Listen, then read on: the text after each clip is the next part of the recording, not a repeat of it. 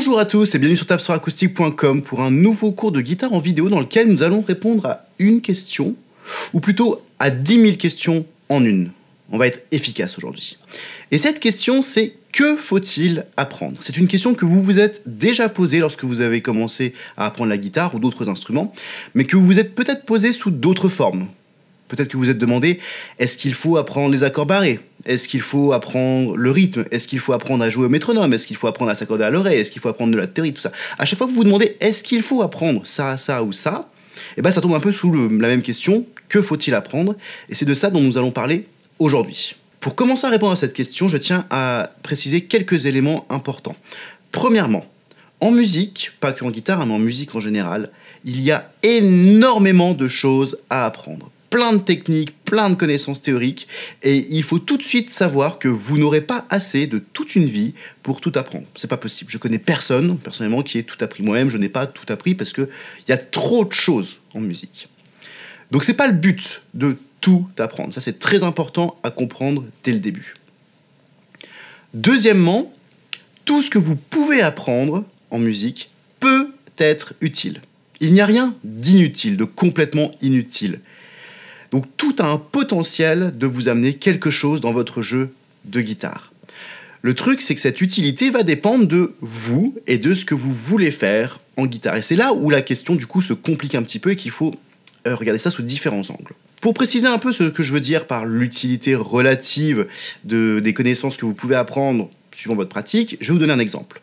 Imaginons que vous voulez devenir un guitariste qui fait de l'accompagnement folk. Vous avez une guitare folk, vous faites quelques accords pendant que quelqu'un chante ou pendant que vous-même vous chantez. C'est un truc assez classique que beaucoup de gens font, surtout au début parce que c'est relativement accessible.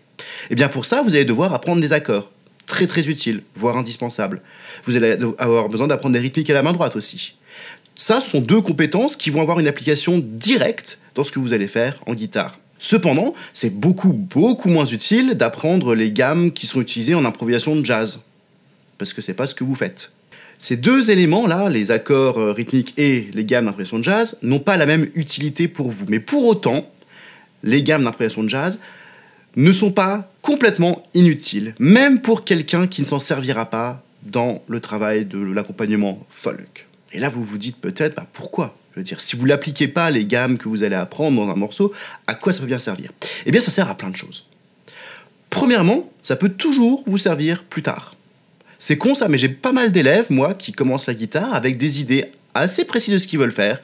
Genre, ils veulent faire des solos rock, ou alors ils veulent faire de la composition folk, et qui, au fur et à mesure des découvertes de ce qu'on peut faire en musique, se découvrent des passions pour d'autres choses. Ils s'intéressent à l'improvisation de jazz, ou au blues, ou à d'autres styles de musique, ou à d'autres techniques.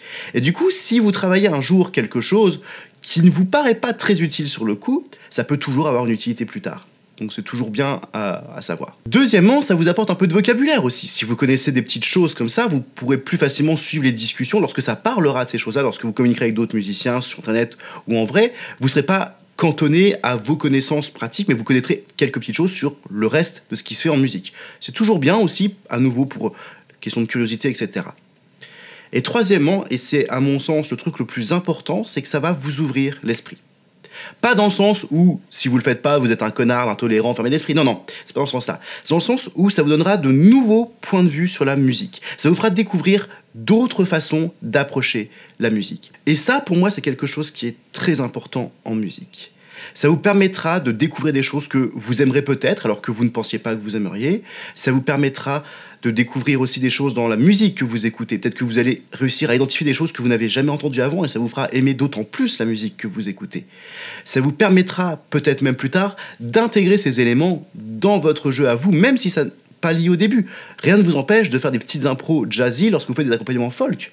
C'est pas très courant, mais si vous le faites et que vous le faites bien, c'est super cool. Donc même si vous apprenez quelque chose qui n'a pas d'utilité directe pour vous, ça a quand même une utilité indirecte dans le sens où ça va vous faire découvrir des choses et ça vous donnera une meilleure connaissance de la musique avec un grand M en fait, et pas simplement ce que vous faites en guitare.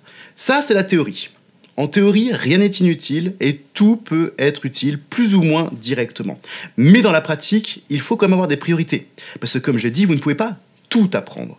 Donc il faut savoir au début faire le tri entre ce dont vous avez le plus besoin et ce que vous pourrez apprendre plus tard par la suite quand vous aurez un peu de temps à tuer. Et là ça se complique parce que pour chaque chose que vous pouvez apprendre, il faut plus simplement se poser la question est-ce que c'est utile?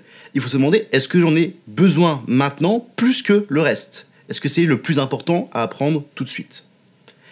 Pour ça, j'ai quelques conseils à vous donner pour trouver la réponse à ces questions à chaque fois que vous allez vous la poser. Premièrement, n'hésitez pas à en discuter avec des gens. Il y a plein de gens qui ont suivi votre parcours ou un parcours un peu différent qui pourront vous donner leur retour de ce qui a été pour eux le plus important et le plus utile dans la pratique, dans la vie de tous les jours. Donc n'hésitez pas à en parler, à poser des questions, à lire des sujets sur les forums, etc. etc.